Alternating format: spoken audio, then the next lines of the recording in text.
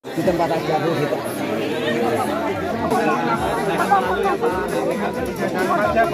Ada bang? Gimana bang? Ada yang keluar semua. Tanggapan dari Pak Jokowi Oke. Abang dulu abang. Oke. Saya kasih pengantar dulu. Nanti teknisnya klien saya Rismon ya. Jadi pertama kita udah bicara di dalam tentang buku ini. Dan saya mau kasih tahu kejutan Pak Jokowi tanda tangan. Wih, keren kan? Jarang loh seperti itu. Artinya Pak Joko Widodo sudah paham misinya dan buku ini harus segera dipublish, dicetak sesuai dengan yang kita inginkan. Ya, itu satu. Nanti teknisnya ada 10 bab, nanti Pak Rismon yang menjelaskan. Saya bicara secara hukumnya aja. Nah, tadi saya katakan sebelum kita ke dalam, ini kan kita yang kedua kali ke sini. 12 Maret yang lalu itu permohonan saling maaf-maaf dan mengajukan perdamaian atau restoratif justice. Dan beberapa bulan kemudian, tanggal 14 April, hampir sebulan kemudian, Rismon mendapat SP3. Artinya Rismon otomatis sudah keluar dari perkara tentang ijazah yang disebut dulu palsu. Oke. Nah, sejak saat itu seharusnya secara hukum Rismon ini udah free. Ibaratnya burung udah terbang kemana-mana pun. Tapi Rismon ini mempunyai beban moral yang tinggi khususnya kepada pribadi Pak Joko Widodo. Apa itu? Buku yang pertama Joko White Paper itu yang isinya kontennya ada berapa halaman itu dari Dr. Tipa, 480 halaman itu dari Rismon dan 49 halaman itu dari Roy Suryo. Itu sepertinya buku yang tidak prudent atau tidak ilmiah lah. Akhirnya Rismon membuat sendiri baru otentikasi ijazah Pak Joko Widodo. Grafinya bang. Ada monografinya juga. Gitu. Jadi inilah yang dikerjakan Rismon kurang lebih 3-4 bulan terakhir ini. Jadi sebelum SP3 pun dia udah memulai ini.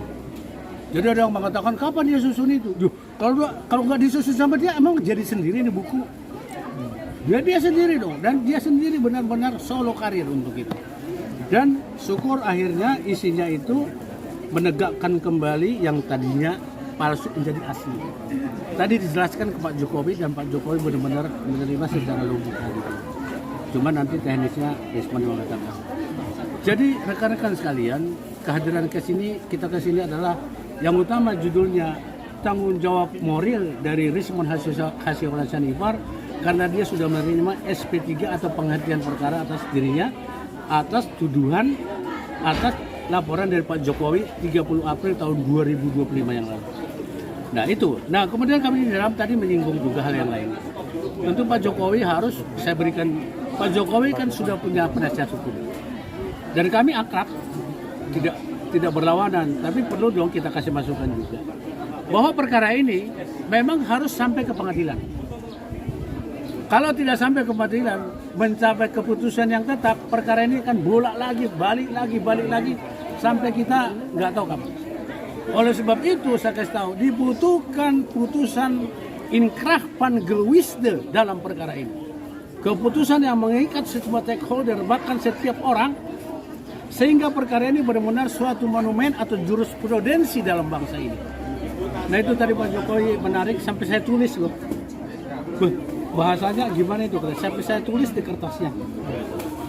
Ya, saya tulis, tolong minta ditulis kata saya tulis bahasa itu kan bahasa Belanda. Jadi rekan-rekan sekalian jurnalis, tolong diinformasikan pada masyarakat bahwa memang perkara ini harus sampai ke pengadilan. Perkara 5 itu harus.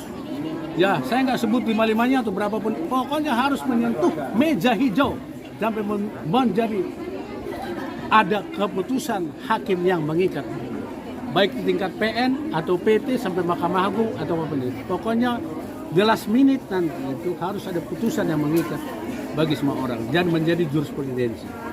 Itulah tujuan hukum selain tadi teknis bukunya oleh Risman menjelaskan, saya jelaskan juga sendiri. Mengenai Roy Suryo dan Tipa, bagaimana? Tadi saya diplomatis mengatakan, ya tentu itu Pak urusan Polda. Kapan ibaratnya ada upaya penangkapan, penahanan dan sebagainya, saya urusan Risman. Kalau saya urusan mereka kan namanya apa nih? Ultra petita dalam hukum. Saya nggak urusin itu. Tapi Polda Metro Jaya tentu mungkin rekan Andi nanti menjelaskan lebih tajam. Ya, gitu. Jadi rekan-rekanku sekalian, itulah tadi waktu kami sebenarnya hanya berapa menit, tapi di dalam kami penuh keakrabannya. Saya sempat makan kue 2 potong sama minum. Saya tanpa izin Pak Jokowi ketawa. Saya bilang ini orang Batak. Tanpa disuruh pun gue jawab apa-apa.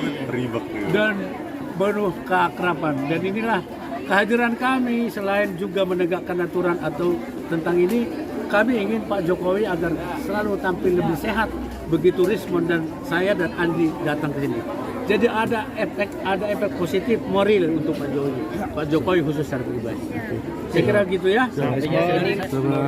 Menerangkan visi Tanda tangan nih mahal. tanda tangan oleh Pak Jokowi ya 17 Juni 2026. Tadi saya menerangkan sedikit isinya bahwa Pak ini tanpa afiliasi politik, bahwa setiap peneliti bisa mengkoreksi tulisannya. Pak Jokowi sangat berlapang dada dan mendukung gagasan bahwa ini akan disebarkan ke perpustakaan-perpustakaan di seluruh Indonesia. Terutama nanti bedah buku, prioritas kita di UGM dulu. Jadi saya hanya bertanggung jawab terhadap kebenaran penelitian, bukan bertanggung jawab untuk mereka yang nggak suka. Saya nggak peduli itu. Karena apa? Ya karena saya tugasnya meneliti. Jadi saya nggak bertanggung jawab pada opini-opini di luar. Saya hanya mempertanggung jawab ini sehingga ini nanti menjadi objek kajian pada siapapun yang bidangnya relevan dengan ini. Ya, janganlah dimasukkan ke wilayah politik. Saya belajar dari kasus ini bahwa ketika penelitian itu dimasukkan ke domain politik, maka itu bisa menjadi alat yang tajam untuk menghancurkan lawan politik. Jadi saya ingin berada di luar itu. Nah, Pak Jokowi mendukung bahwa nanti akan diadakan dicetak dan diterbitkan ya dengan penerbit profesional, dan itu nanti akan kita lakukan acara bedah buku dan distribusi ke seluruh perpustakaan di Indonesia. Jadi Pak Jokowi sumringah. Karena apa? Ya ini mengembalikan penelitian itu ke domain, ke kampus lagi. Kan nggak mungkin ke SMA. Karena ini kan objek kajian tingkat kuliah, ya kan S1 ke atas gitu. Jadi Pak Jokowi sangat suportif dan mudah-mudahan Indonesia ini belajar bahwa jangan dibawa-bawa inilah digeret-geret ini. Saya juga sudah bosan menggeret-geret ini ke politik. Saya melakukannya ini kerja senyap. Saya keluar dari media sosial, media TV segala macam, ya saya balik ke kampung saya untuk meneliti lagi. Karena apa? Keraguan saya sudah ada sejak 15 Desember 2025. 15 Desember 2025 ketika ditujukan digelar perkara tersebut. Ya. Siapa sih manusia yang nggak punya hati nurani? Peneliti kan manusia juga. Ya. Peneliti itu manusia loh. Bisa salah, bisa tersesat. Sekarang kalian yang menghakimi saya akan menemukan kebenaran nanti kelak di kemudian hari. Saya yakin ini akan menjadi objek kajian di masa depan, bukan hanya generasi ini. Ya, bukan hanya generasi ini, maunya di masa depan, dan ini menjadi objek kajian. Kalau kurang tepat, mana yang kurang tepat? Kalau ini outdated, mana metodologi yang lebih updated, kan gitu. Jadi Bang Rismon, ini apakah ini bahwa ini pesanan lah, judulnya pesanan lah, itu inisiatif saya dari awal. Moral duty, moral obligation gitu. Untuk membuktikan bahwa saya salah, ya tulis buku dong begini, biar kita bermoral, biar ada literasi ilmiah kita, gitu loh. Jangan dicibir di media sosial tanpa dia berani menunjukkan tulisannya. Bertanggung jawablah. Kalau saya sekarang dan sejak kemarin datang ke rumah Pak Jokowi ini tanggal 12 Maret ya. Yang penting saya sudah menyampaikan apa yang perlu saya sampaikan sesuai temuan saya. Kalau Pak Jokowi memaafkan atau tidak itu udah resiko saya. Sejak dari Polda juga saya bilang. Berarti buku ini bukan bagian dari syarat RJ ya, Pak? Bukan, nggak ada itu yang dikatakan pesanan apa segala macam. Maksudnya saya bertugas untuk menyelesaikan moral duty saya dan saya pergi ke kampung supaya fokus.